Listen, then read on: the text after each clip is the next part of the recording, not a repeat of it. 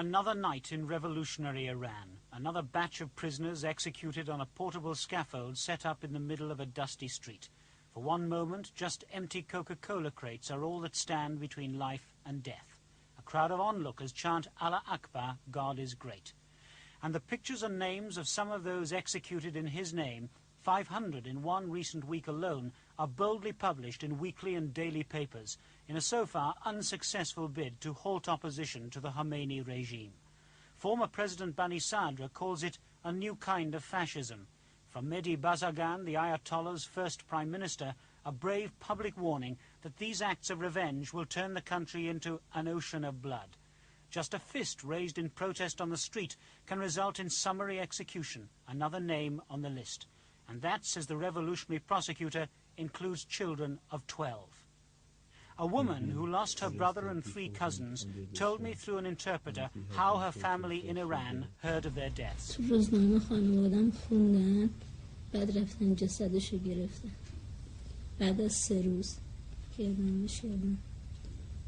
family read the news in the newspapers, and after 3 days they went and received their corpses.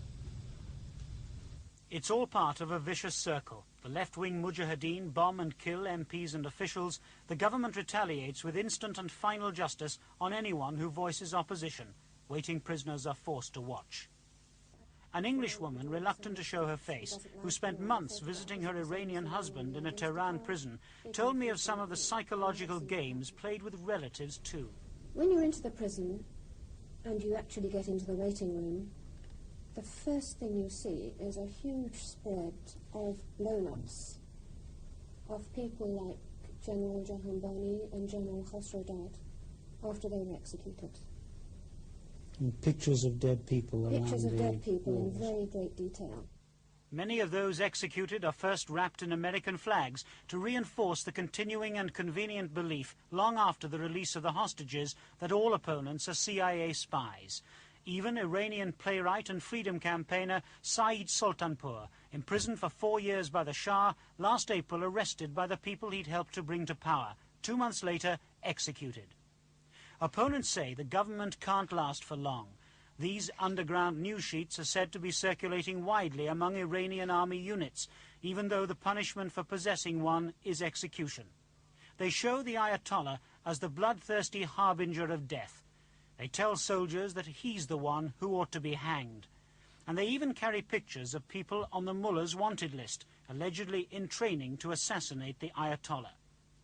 As the executions continue, at least 68 so far this week alone, some even feel the war with Iraq is being deliberately prolonged to keep the army well away from the seat of power in Tehran and from what is being done in their country's name. A country where, for most people, the only certainty about the day ahead is that you will be afraid.